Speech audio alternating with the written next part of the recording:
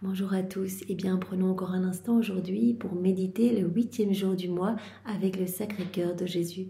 Au nom du Père qui m'a créé, du Fils qui m'a sauvé et du Saint-Esprit qui me sanctifie. Amen. Jésus, une fois de plus, nous nous immergeons en toi, dans ta divine volonté, nous nous unissons à toi, nous nous identifions à toi, nous fusionnons nos volontés dans la tienne, nous les fondons dans la tienne et Jésus, eh bien nous te prenons dans nos bras, nous voulons au nom de tous te dire Jésus, nous t'aimons, nous te louons, nous te bénissons, nous t'adorons, nous te glorifions, nous te remercions avec ta volonté à toi Seigneur et nous voulons te demander que vienne s'établir le royaume de ton divin Fiat, ce royaume d'amour auquel nous aspirons tant. Jésus, viens continuer ta vie en nous. Viens, serre-toi de nous comme si nous étions d'autres toi sur la terre. Aussi nous te donnons nos mains, viens agir à travers elles, nous te donnons nos pieds, viens marcher à travers eux, nous te donnons nos yeux, utilise-les, regarde à travers eux Seigneur, viens parler à travers nos lèvres, viens respirer dans nos respirations, viens écouter à travers notre oui, viens penser à travers nos pensées, oui Seigneur, viens faire battre nos cœurs, vraiment que ton cœur, ton sacré cœur brûlant d'amour batte à travers le nôtre, et qu'à chacun de ces battements, eh bien, tu puisses recevoir des actes de louange, d'amour et de réparation. Nous voulons te donner nos vies pour réparer, eh bien, pour tout ce qui t'offense, tout ce qui te blesse. Nous voulons à chaque fois t'offrir l'acte opposé à ces offenses qui te transpercent le cœur, qui transpercent le cœur de ta maman. Nous voulons être des petites sources de joie pour toi. Nous voulons que nos cœurs eh bien, deviennent des tabernacles d'amour, des tabernacles vivants pour ta divine volonté. Que tu puisses t'y sentir bien, que nos cœurs soient pour toi des palais célestes où tu pourras te reposer, déposer tes peines et tes amertumes. Seigneur, nous voulons te nourrir, devenir des hosties vivantes pour toi, pour ta gloire. Nous voulons t'abreuver, toi qui as tellement soif de notre amour, tellement soif d'une miette d'attention. Nous voulons continuellement eh bien, t'abreuver, Seigneur. Nous voulons penser toutes tes plaies. Nous voulons être tes sentinelles d'amour. Voilà, ériger autour de toi eh bien, une petite muraille de lumière pour que tu ne reçoives pas les méchancetés humaines et que vraiment tu puisses être entouré mais d'un coussin d'amour. Nous voulons te recouvrir de l'amour de ta maman, de l'amour du Père, de l'amour de l'Esprit Saint, de l'amour trinitaire, de ton amour à toi, Jésus, de tous ces actes d'amour que tu as placés dans l'œuvre de la création, ceux que tu as placés dans l'œuvre de la rédemption, ceux que tu as placés dans l'œuvre de la sanctification. Oui, Seigneur, et nous te demandons cette grâce aujourd'hui, eh bien, d'être toi-même notre sentinelle. Tu vois combien nous sommes faibles, fragiles, combien nous chutons facilement et nous nous décrochons de tes bras facilement. Alors aide-nous, sois notre sentinelle et dans tes bras, eh bien, plutôt qu'une force obscure ne pourra nous atteindre, parce que les démons auront peur non pas de notre lumière, on ne produit pas de lumière nous, mais de ta lumière à travers nous. Dans cette union sanctifiante, il y a ta lumière qui rayonne de notre personne et les démons en ont peur et sont contraints de s'éloigner. Et cette lumière, c'est magnifique, elle vient recouvrir les ténèbres, elle vient recouvrir la laideur du péché. Alors Seigneur, utilise-nous, que nous puissions être entre tes mains des flèches d'amour, comme de l'argile malléable entre tes mains. Fais de nous ce qui te plaira, que nous puissions être de bons instruments de paix, de justice, d'amour et de miséricorde. Oui Seigneur, donne-nous vraiment ce don de la vie dans la divine volonté. On y aspire tant Seigneur, on ne veut que cela, on ne veut que cela. Jésus, maintenant, eh bien, dispose-nous pour que nous puissions accueillir ce que tu veux nous donner, pour que notre intimité avec toi puisse grandir de jour en jour et que nous puissions vraiment nous rapprocher de ton Sacré-Cœur et y rester vraiment plongés. Alors, en ce 8e jour, nous allons méditer sur l'eau et le sang du cœur de Jésus. Lorsque le soldat Longin retira le fer de sa lance qui avait ouvert le cœur de Jésus, on vit sortir de cette plaie profonde de l'eau et du sang. Donc voilà, comme on l'a vu hier, plaie dans le cœur de Jésus. Donc ce soldat Longin, eh bien, sous les ordres de Pilate, eh bien, doit aller casser les jambes des condamnés pour accélérer un petit peu leur mort. Et donc premier condamné, le premier larron, il casse les jambes, deuxième également, et puis il arrive, Jésus est mort, donc il veut s'assurer de sa mort, il lui transperce le cœur, et donc là, nous l'avons vu hier, de l'eau et du sang sortent de cette plaie. Vraiment l'eau qui vient nous purifier. Jésus qui s'est vidé jusqu'à la dernière goutte pour nous purifier en fait, pour nous laver de nos fautes, de nos souillures. C'est vraiment cette source intarissable de miséricorde pour chacun de nous. Et Jésus nous l'a dit hier dans cette plaie, eh bien, il a vraiment créé un petit refuge pour qu'on puisse, mais qui que nous soyons, vraiment aussi pécheurs que nous soyons, que nous puissions en revenant à Jésus, eh bien, voilà, trouver un abri en fait, un lieu de repos. Maintenant, si vous contemplez avec soin l'image sainte de ce cœur adorable, le touchant symbole de l'amour que Jésus nous a donné, vous verrez encore quelques gouttes d'eau et de sang couler de cette mystérieuse blessure. L'eau coule afin que les hommes renaissent à la vie de la grâce par le baptême dont elle est le symbole. Voilà, on peut encore voir sur cette image du Sacré-Cœur qu'il y a voilà, des petites gouttes qui s'écoulent encore de ce sang et des petites gouttes d'eau également. Voilà, après ces flots qui se sont déversés, eh bien voilà, Jésus veut continuellement nous laver en fait, nous laver en profondeur, nous faire renaître à cette vie de la grâce.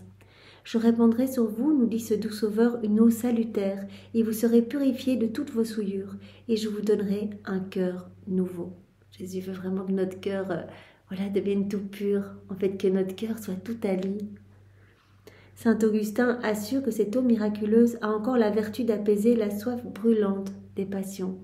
Voilà, allons nous abreuver à cette source, allons nous abreuver de l'eau et l'eau du côté de notre Sauveur, l'eau de ce cœur transpercé et le sang de ce cœur transpercé. Vraiment, comme saint Augustin l'affirme, que cela peut vraiment nous nettoyer de nos mauvais penchants, de nos mauvaises passions. Cette eau miraculeuse a encore la vertu d'apaiser la soif brûlante de nos passions. Ce n'est pas seulement, dit-il, un bain salutaire pour laver les âmes, c'est un breuvage pour les désaltérer et les rafraîchir. Ô bon Jésus, donne-moi cette eau, afin que je boive et que je n'ai plus soif. J'ai voulu boire à la source de vains plaisirs, mais je me suis brûlée. Seigneur, ouvre-moi la source de ton cœur, et je serai désaltérée. Le sang coule du cœur de Jésus pour opérer notre justification. La voix monte au trône de Dieu, non pour demander vengeance, mais pour demander compassion et miséricorde à cette voix. Sa justice s'apaise et il ne nous regarde plus qu'avec amour. Voilà, Jésus nous propose, nous pouvons offrir le sang qui a coulé de son cœur à son Père dans la divine volonté. Tout nous appartient, on peut aller se servir, on vient prendre ce sang, on vient se placer au pied du trône de l'Éternel, on offre ce sang vraiment qui a coulé de ce cœur brûlant d'amour pour demander que vienne s'établir son royaume d'amour sur la terre, pour demander cette grâce de pouvoir être sanctifié, de cette sainteté divine que Jésus nous promet, de pouvoir accueillir ce don de la vie dans la divine volonté. Ô douce plaie, s'écrie saint Bonaventure, aimable blessure du Sauveur, quoi de plus merveilleux? Sa mort donne la vie, ses plaies guérissent et son sang rachète les âmes. C'est le sang du cœur de Jésus qui coule encore chaque jour dans le calice des autels et qui donne la vie et la grâce. Oui, le vin sacré qui fait germer les vierges et réjouit les âmes, c'est le sang de Jésus. À la Sainte Table, il rougit nos lèvres, il circule dans nos veines, en sorte que, suivant la belle expression d'un Saint-Père, nous acquérons avec Jésus-Christ une glorieuse consanguinité. C'est magnifique en fait. Voilà, chaque fois qu'on va à la messe, on se nourrit du corps et du sang du Christ. Et alors, il y avait un saint qui disait, on acquiert finalement comme il dit, une consanguinité. En fait, c'est le sang de Jésus qui vient couler dans nos veines. Oh, allons souvent boire au calice du salut et nous enivrer de ce sang divin. Âme chrétienne, je vous engage à répéter souvent dans le courant de cette journée comme oraison jaculatoire ces deux mots de la belle prière de saint Ignace. Ô Sainte qui coulait du cœur de Jésus, purifiez-moi. Ô Sainte qui coulait du cœur de Jésus, purifiez-moi. Voilà, c'était la prière que prononçait souvent saint Ignace. Eh bien, nous pouvons répéter cette phrase tout au long de la journée, vraiment, ô Sainte qui coulait du cœur de Jésus, purifiez-moi. Sang de Jésus-Christ, enivrez-moi. Eau qui coule du cœur de Jésus, purifie-moi. Sang qui coule du cœur de Jésus, enivre-moi de son amour. Et lorsque vous embrasserez votre crucifix, vous aimerez surtout à coller vos lèvres sur la plaie du cœur, comme pour épuiser les dernières gouttes de sang. Il y en a toujours, allez avec confiance, enivrez-vous d'amour. Voilà, aujourd'hui, nous sommes invités à embrasser le crucifix, particulièrement le cœur de Jésus, cette plaie, et vraiment avec l'intention encore de nous laisser purifier par l'eau du côté du Christ de Jésus et par son sang précieux. Alors voici l'exemple pour aujourd'hui. La tradition rapporte que le soldat Longin qui osa plonger sa lance dans le cœur de Jésus n'y voyait que d'un œil. Ce malheur lui était survenu depuis plusieurs années, à la suite de longues et cruelles souffrances. Quand il retira sa lance, une goutte du sang divin rejaillit sur sa figure, et à l'instant même, au prodige de miséricorde, son œil malade et fermé s'ouvrit à la lumière et fut parfaitement guéri. On se rappelle de cette histoire, le soldat, Longin qui transperce le cœur de Jésus, et je pense qu'il avait un problème, voilà, il a un œil qui ne s'ouvrait plus. Dans les écrits que nous avons vus ensemble d'ailleurs à l'occasion de la résurrection de Jésus, d'Anne-Catherine Emmerich, eh bien ce soldat, en fait, je pense qu'il louchait même un petit peu, enfin ça n'allait pas au niveau de ses yeux, et il a reçu, voilà, en retirant la lance du cœur de Jésus, il a reçu du sang et de l'eau, sortant de ce cœur plein d'amour, et il était instantanément guéri. Il a vécu une conversion fulgurante. Il a vécu vraiment, je ne sais pas si vous vous rappelez, on avait médité ce moment ensemble. Il a été appelé et on lui a demandé de garder la sépulture de Jésus. Et en fait, il y avait une petite fente dans cette petite sépulture. Et il est resté comme ça pendant des heures, comme en extase en fait. Il regardait le corps de Jésus en fait, parce qu'il était déjà profondément transformé. C'est comme s'il avait vécu une illumination de conscience. Et donc il est resté comme ça à regarder jusqu'au petit matin, Jésus. Et il a tout vu en fait. Il a vu la résurrection, il a tout vu en fait. Il a assisté vraiment à cette énorme lumière. Voilà, il a tout vu. Et donc c'était vraiment touchant. Quand nous avions médité ce moment ensemble, je me suis dit, c'était vraiment tellement touchant qu'il ait vécu avec une seule petite goutte d'eau et du sang du cœur de Jésus, qu'il ait vécu cette conversion mais profonde en fait. Il a vraiment été retourné complètement. Il a vraiment été brûlé en fait. Voilà, au prodige de miséricorde, son œil malade et fermé s'ouvrit à la lumière et fut parfaitement guéri. Son âme fut en même temps éclairée des lumières de la foi et son cœur aima tendrement le Dieu qu'il venait d'outrager. Admirable vengeance du Sauveur, il guérit miraculeusement l'âme et le corps du bourreau qui a percé son adorable cœur d'un fer déicide. Oh, qu'il est précieux le sang qui jaillit de cette source d'amour. Si une goutte peut faire cet effet de conversion profonde et d'un amour brûlant, eh bien, vous imaginez toutes les fois où on va recevoir Jésus dans de bonnes dispositions à la messe, en fait. Et nous le savons aussi dans la divine volonté contient tous les sacrements. Donc on fait un acte dans la divine volonté, Jésus prononce la parole de la consécration sur notre âme, nous devenons nous-mêmes, notre acte est une hostie. Voilà, dans le ciboire, il y a 10 hosties, eh bien 10 actes, c'est la même chose, je baille, je marche, je parle, je fais la vaisselle, etc. 10 petits actes dans la divine volonté, 10 hosties. Vous imaginez, chaque acte devient une hostie vivante. Donc c'est magnifique. Donc à chaque fois qu'on fait un acte dans la divine volonté, on vit vraiment dans cette union, notre âme est comme...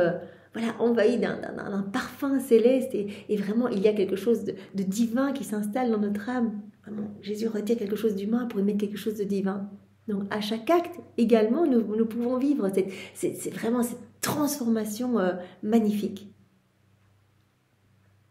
Qu'il est précieux le sang qui jaillit de cette source d'amour.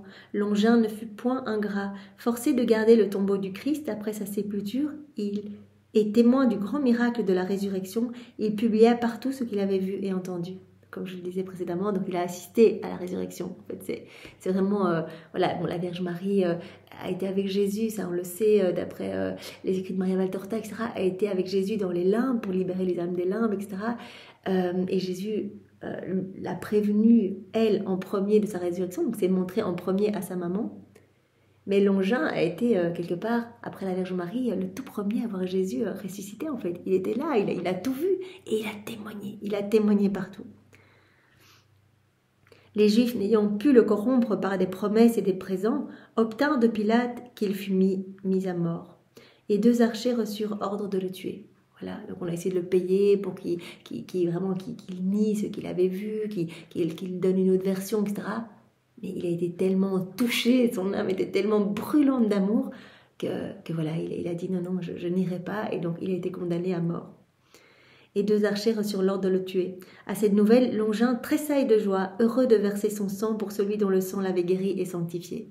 En plus, quand on lui annonce qu'il va être exécuté, et plutôt que être affolé, mais il bondit de joie, en fait, de pouvoir donner sa vie pour celui qui l'a sanctifié et qui l'a guéri, en fait.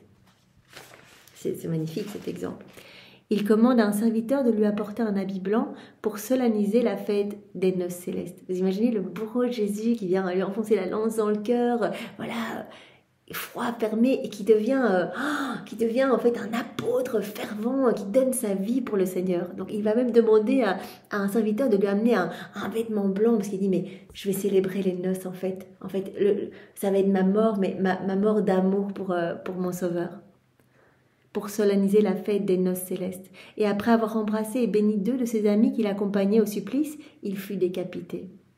Telle a été la mort édifiante de celui qui fut à la fois le bourreau et l'apôtre du cœur de Jésus. L'apôtre du cœur de Jésus, vraiment sanctifié et converti par le sang et l'eau coulant du cœur de Jésus.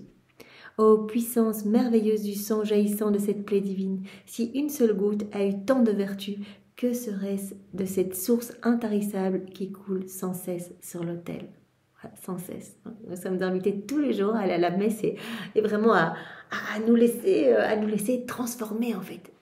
Et je sais que les transformations s'opèrent en fonction de notre disposition du cœur en fait. Si on s'unit vraiment à Jésus, combien pour le consoler, pour l'aimer, etc., eh bien notre communion va porter vraiment beaucoup de fruits. Mais si on vient de manière distraite, alors c'est presque plus une irrévérence pour notre Seigneur.